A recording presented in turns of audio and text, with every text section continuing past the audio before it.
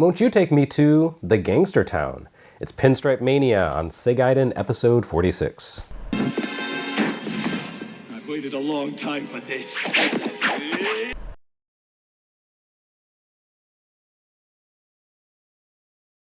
Well, as much of a disappointment as Enduro Racer was on Master System, Sega didn't let us stew in our disappointment for very long. Up until now, I've had a hard time looking at Master System's late phaser shooting gallery games without drawing a direct line to work that had already appeared on NES. Although Sega's takes on these well-worn concepts may have had deeper historical precedent, as in the case of Shooting Gallery, or looked better, it's felt like a wash overall. But that changes with Gangster Town, a target shooting game that plays like nothing else on NES. I guess you could compare it to the on-rails sequences of Hogan's Alley, but only in the sense that you move around a bit while shooting criminals. No, Gangster Town is more like the Master System's equivalent of Nintendo's Gumshoe, which isn't to say the two games play anything alike, but rather that they're both weird, detailed, inventive applications of the light gun concept with personalities all their own.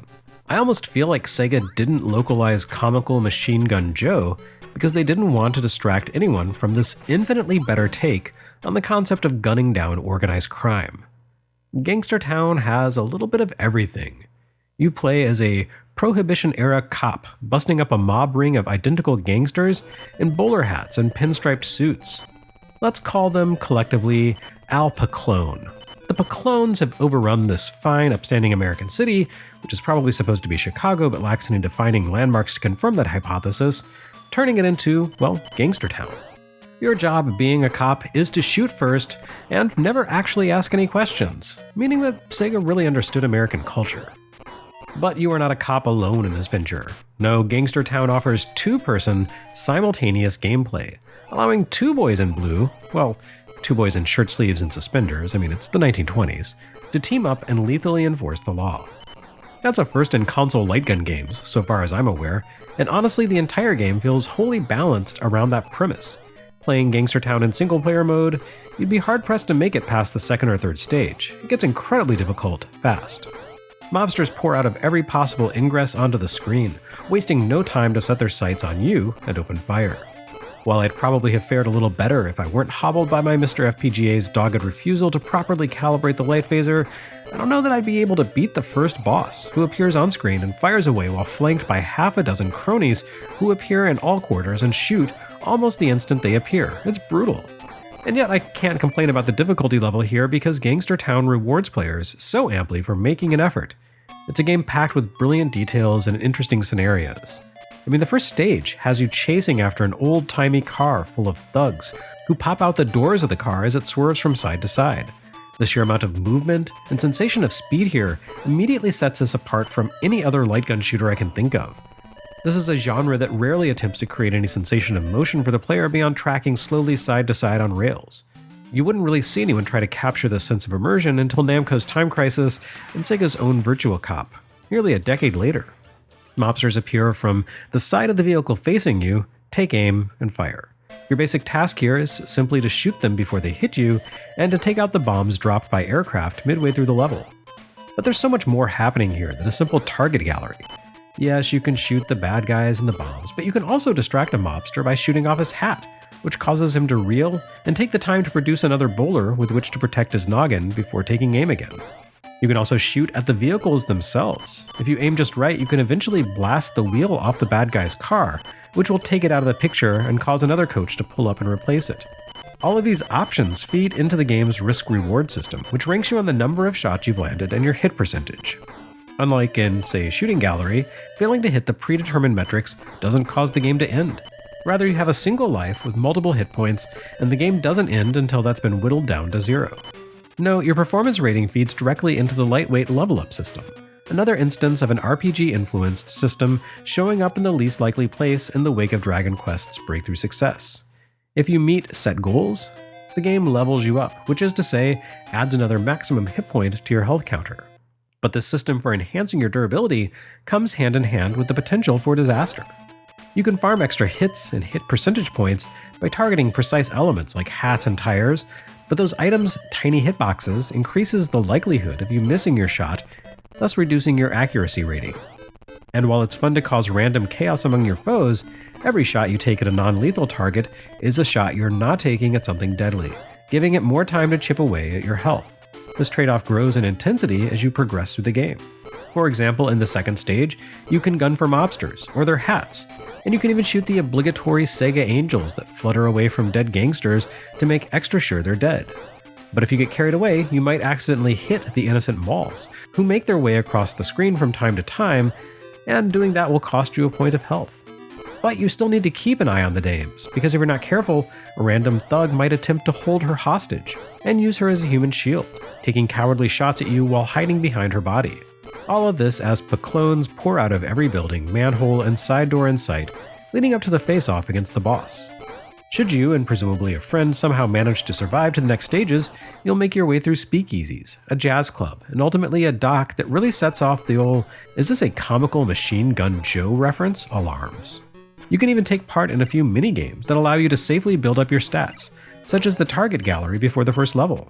Gangster Town might be the freshest light gun game of its era.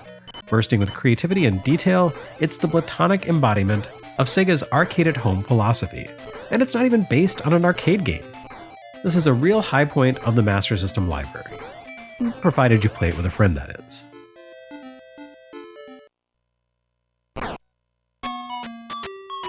On the less happy side of things, we have Great Volleyball. It's another one of those so-called great sports games.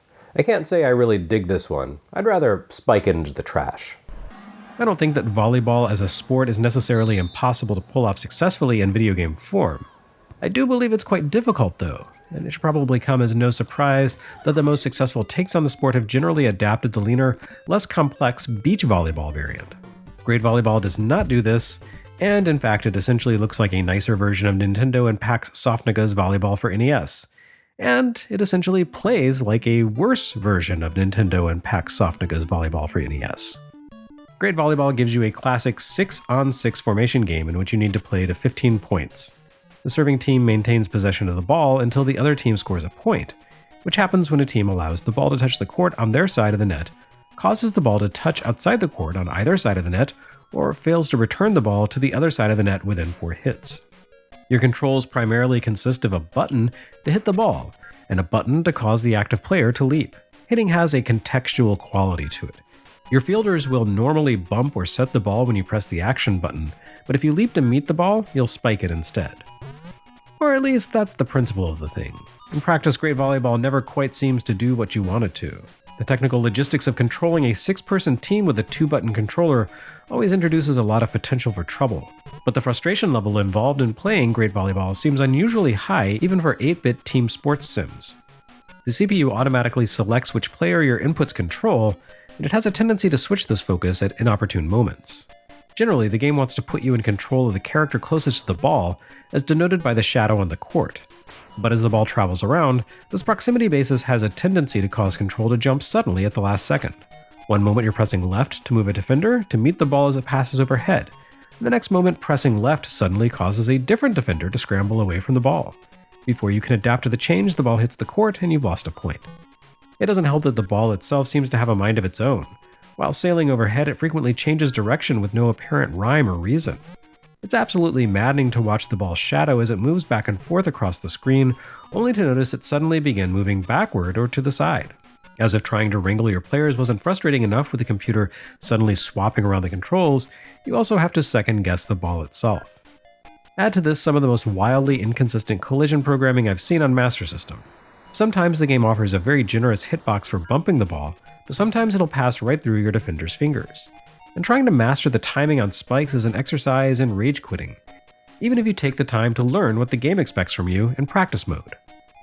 The Great Sports series has been incredibly hit or miss. Great Volleyball goes down as a massive miss.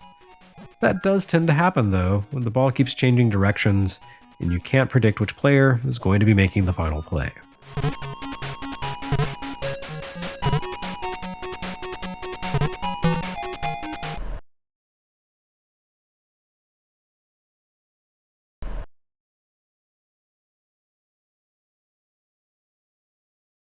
Next time on Segaiden, ask not for whom the bell tolls. It tolls for 3, not for D.